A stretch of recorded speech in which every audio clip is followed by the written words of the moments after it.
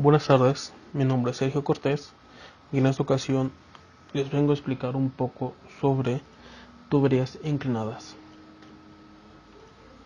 Como habíamos visto anteriormente, la gravedad no tenía ningún efecto sobre el flujo en tubos horizontales, pero en esta ocasión va a tener un efecto muy importante en la velocidad y en el caudal en tubos inclinados, ascendentes o descendentes. En pantalla estamos viendo la relación para tuberías inclinadas que se puede obtener de manera similar a partir de un equilibrio de fuerzas en la dirección del flujo.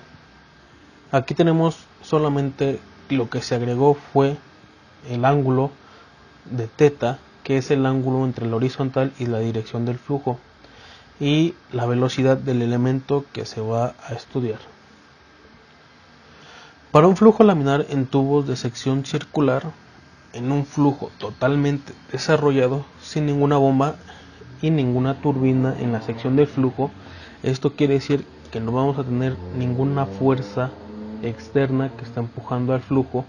Vamos a tener la ecuación, y de esa misma ecuación podemos obtener la ecuación para un tubo inclinado solamente sustituyendo delta P con delta P menos la densidad por la gravedad por la longitud del tubo por el seno de θ, que es la que estamos viendo a continuación en la pantalla. La siguiente ecuación es la relación de velocidad promedio y del caudal volumétrico para un flujo laminar por tubos inclinados. Aquí nada más tenemos que sustituir delta P como lo hicimos con la ecuación anterior, sustituyendo con delta P menos la densidad por la gravedad por la longitud del tubo por el seno de θ. La gravedad ayuda al flujo colina abajo, pero se opone al flujo colina arriba. Por lo tanto, se necesita aplicar diferencias de presiones mayores para mantener una razón de flujo específica en el flujo colina arriba para que aumente, aunque esto se vuelva importante solo para líquidos porque la densidad de los gases generalmente es demasiado baja.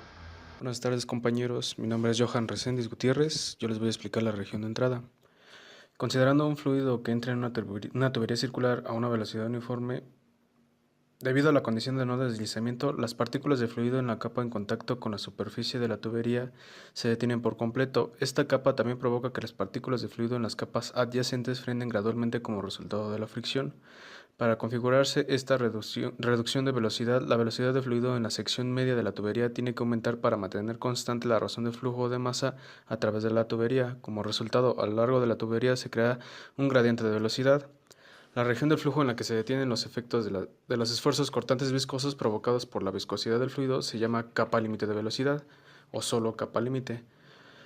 La hipotética superficie de la capa límite divide el flujo en una tubería en dos regiones: la región de la capa límite, en la que los efectos viscosos y los cambios de velocidad son considerables, y la región de flujo son despreciables y la velocidad permanece esencialmente constante en la dirección radial. El grosor de esta capa límite aumenta en la dirección de flujo hasta que la capa límite alcanza el centro de la tubería y por lo tanto llena toda la tubería, como se muestra en la figura. La región desde la entrada en la tubería hasta el punto en que la capa límite emerge en la línea central se llama región de entrada hidrodinámica, y la longitud de esta región se llama longitud de entrada hidrodinámica, que se expresa como L y subíndice H. El flujo en la región de entrada se llama flujo en desarrollo hidrodinámico, porque esta es la región donde se crea el perfil de velocidad, la zona más allá de la región de entrada en la que el perfil de velocidad está totalmente desarrollado y permanece invariable. Se llama región hidrodinámicamente desarrollada totalmente. Se dice que el flujo está totalmente desarrollado o totalmente desarrollado térmicamente cuando el perfil de temperatura normalizado permanece invariable. También, el flujo hidrodinámicamente desarrollado equivale al flujo totalmente desarrollado cuando el fluido en la tubería no se calienta o enfría, porque en este caso la temperatura del fluido permanece esencialmente constante a todo lo largo.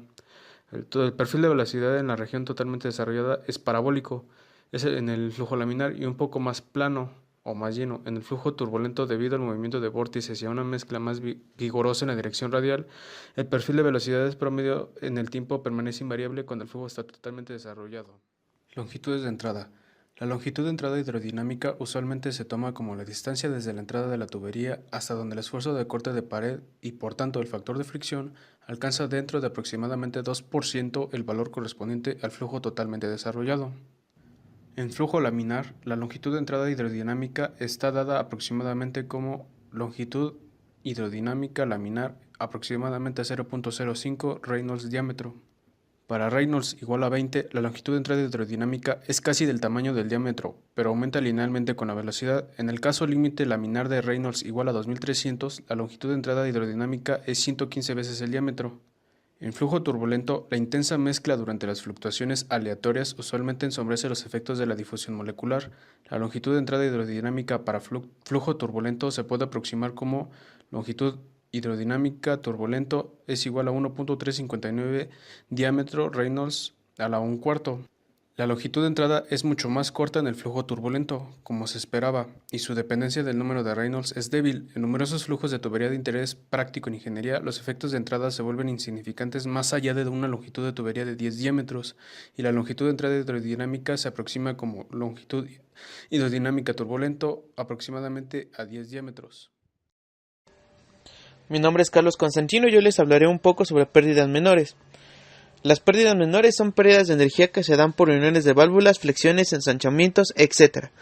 Por lo regular son menores en comparación por carga de fricción en tuberías, aunque puede llegar al caso en que éstas se superen.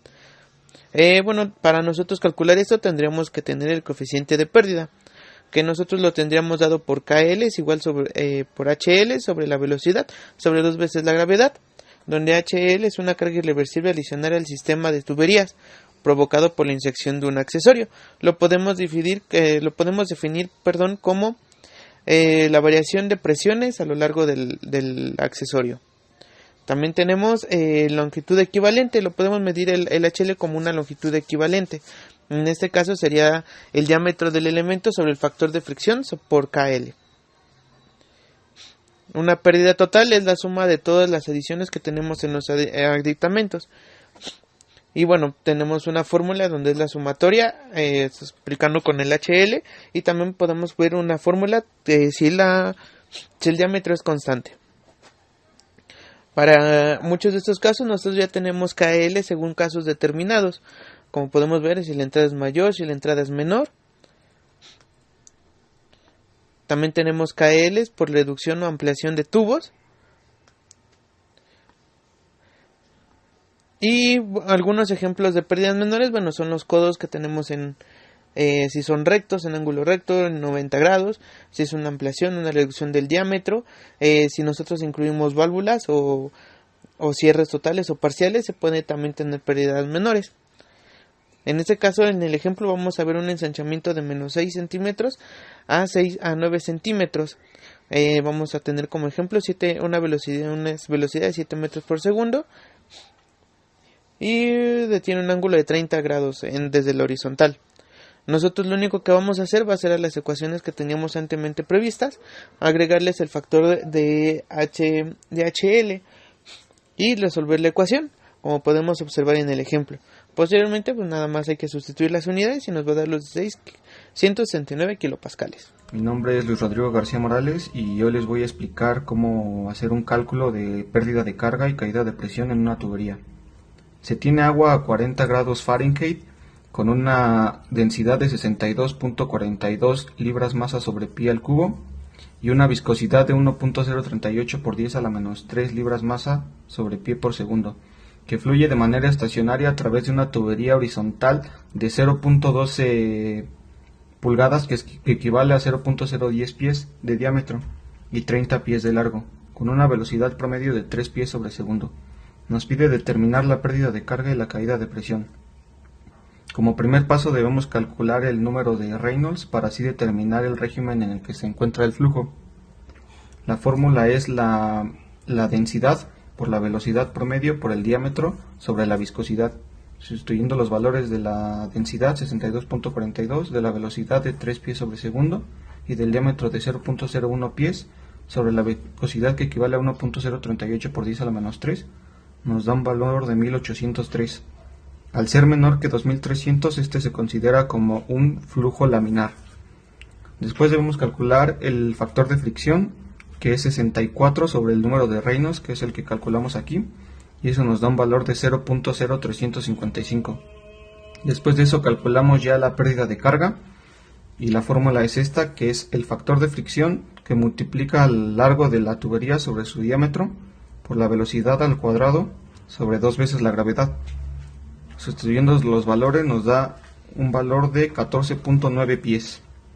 Después calculamos la caída de presión, que es igual al factor de fricción que multiplica lo largo de la tubería sobre el diámetro por la velocidad promedio al cuadrado sobre 2.